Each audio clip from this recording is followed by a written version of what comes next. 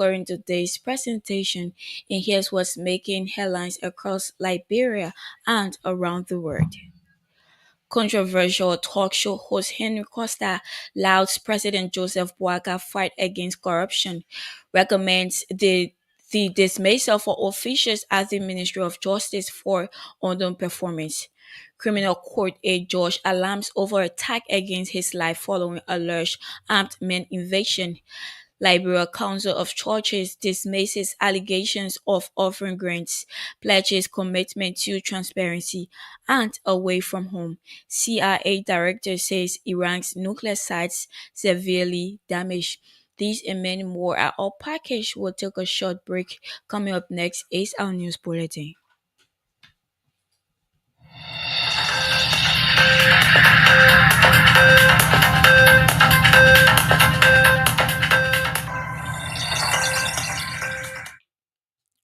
Welcome back.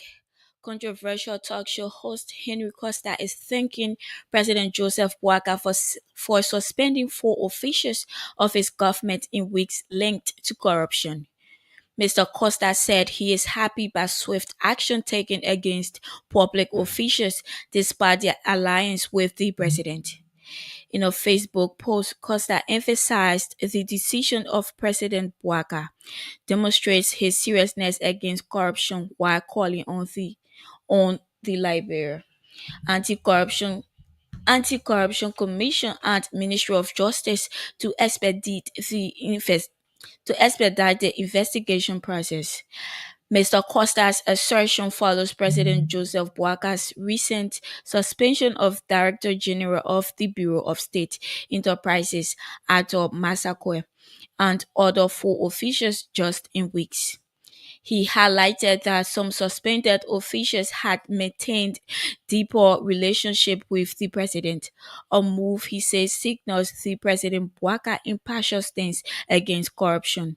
Meanwhile, Henry Costa has called for the dismissal of officials at the Ministry of Justice if they cannot do their job. The home of criminal court A. George Roosevelt Willie on Wednesday night is said to have come under attack when a large arm besieged his home. Witnesses report say the suspected armed men had engaged in a fatal clash with the judge and his wife, nearly claiming their lives. According to Judge Willie, the attack occurred at his home in Congo Down Back Road on Wednesday, where the gang made advances into his facility but later fled upon the police intervention. The cause of the incident is still not clear. Foka FM is yet to establish whether there was any arrest made so far. The Liberal Council of Churches (LCC) has described as fraudulent reports circulating in some quarters of the country that it is offering grants to individuals, small businesses, and organizations. In a release, the council clarified that the information is unfounded and untrue. The LCC has denied it is not in any business of engaging in grant distribution, warning perpetrators to desist from blemishing the institution. The Liberal Churches of Council has, however, warned the public to verify information directly through communication channels. The LCC has also pledged its ironclad commitment to transparent and open communication that fosters accountability.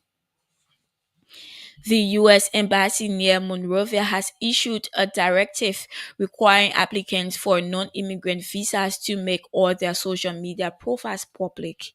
According to a circular, the measure, which takes effect immediately, aims to support identity verification and enhance visa vetting processes. According to the U.S. Embassy's official statement, the change is intended to establish identity and admissibility to the United States under U.S. law. Officials assert that open access to online activity will streamline background checks and strengthen national security. The embassy statement added that applicants must affirm under penalty of perjury that all information provided in their DS-160 application, including social media data, is complete and accurate. It also added that failure to fully provide cardinal information, such as applicants' online profiles, could result in immediate visa denial and render applicants ineligible for future visas. The F, M, and J visa categories have long served as gateways for international scholars and students. The Ministry of Labor has revoked work permits of at least 19 foreign nationals following an extensive inspection of businesses across Monrovia and surrounding areas. Labor Minister Cooper Cry, addressing a press conference Wednesday at his office in Concordtown, noted that the 19 foreign nationals have violated the country's labor laws. According to Minister Cry, during the ongoing nationwide permits vetting process, labor inspectors inspected 21 businesses and discovered that 19 foreign nationals were in violation.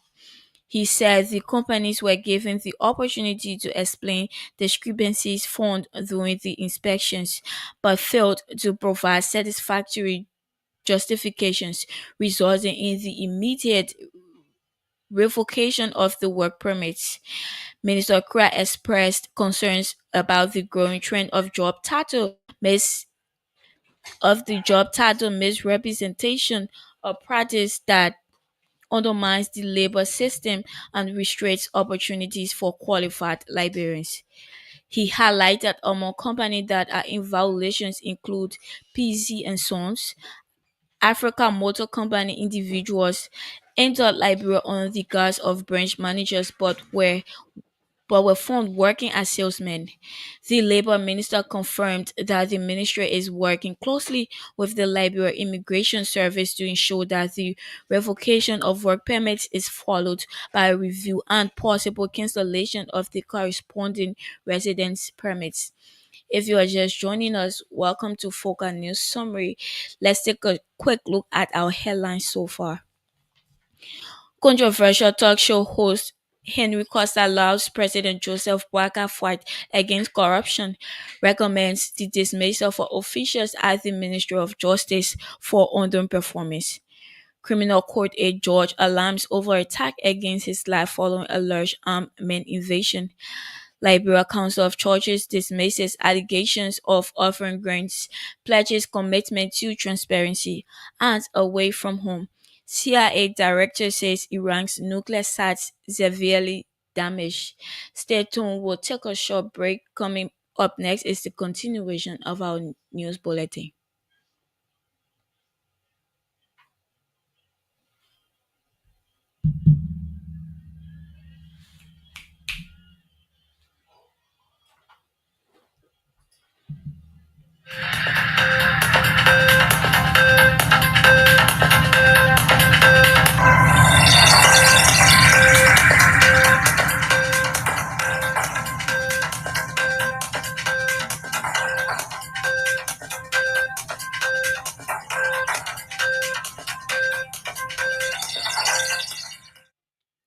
Welcome back.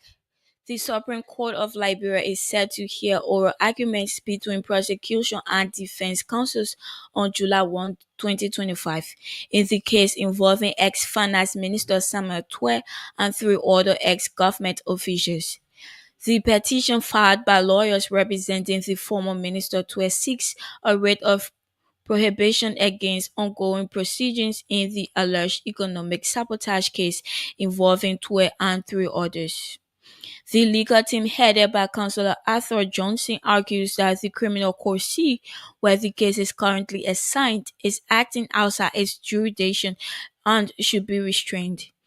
In a formal notice of assignment issued by the clerk of the Supreme Court, both prosecution and defense team were informed that the High Court will hear arguments at 11 a.m. on July 1, 2025.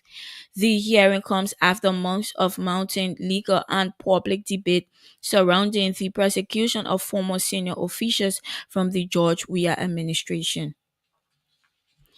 The case from an indictment charges from the government of Liberia against ex-minister Twe and several co-defendants with alleged acts of economic sabotage reportedly committed during the 6-year term of former President George Weah.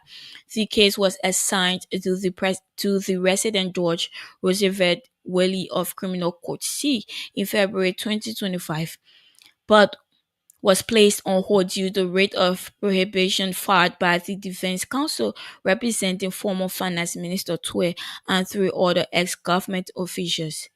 The Supreme Court's ruling in the oral argument, according to our judicial correspondent, could set ex-minister Twe and the three officials free or implicate them on the crime. Three former officials have been arrested on corruption charges. They include former Foreign Affairs Minister Maxwell Zakamaya, former General Services Agency Executive Director Madam Mary Brough, and former Executive Director of the National Disaster Management Henry Williams. The officials were escorted to criminal court by police and co-sheriffs during the early hours on Thursday. Those arrested have appeared before criminal court C. The, th- the three are accused of mismanaging over 29,000 bags of rice donated for disaster victims in Liberia.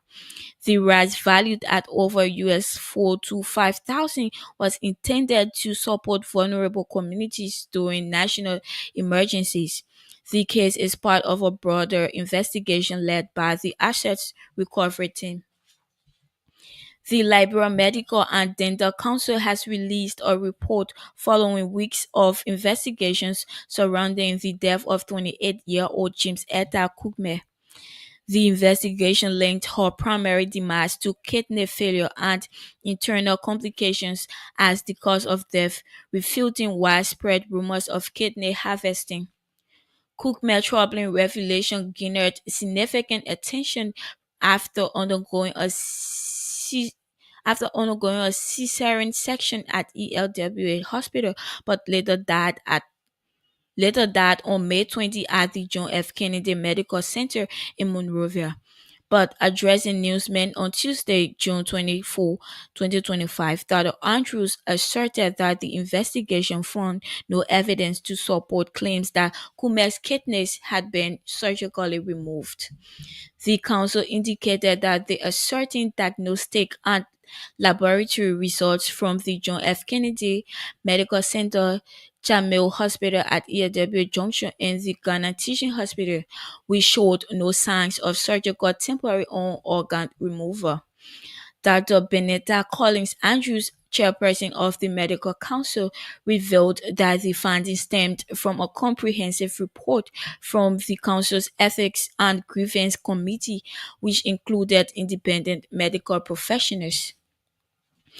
More than 30 journalists assigned at the Liberian legislature have completed a specialized training covering personal data protection, cybercrime, and freedom of information. The move is aimed at shaping the future of Liberian media on emerging digital rights in the country. The day-long initiative held in Monrovia was organized by Internews Liberia in collaboration with the Legislative Press. The training equipped journalists with insights about the proposed media self-regulation code for handling personal data within newsrooms.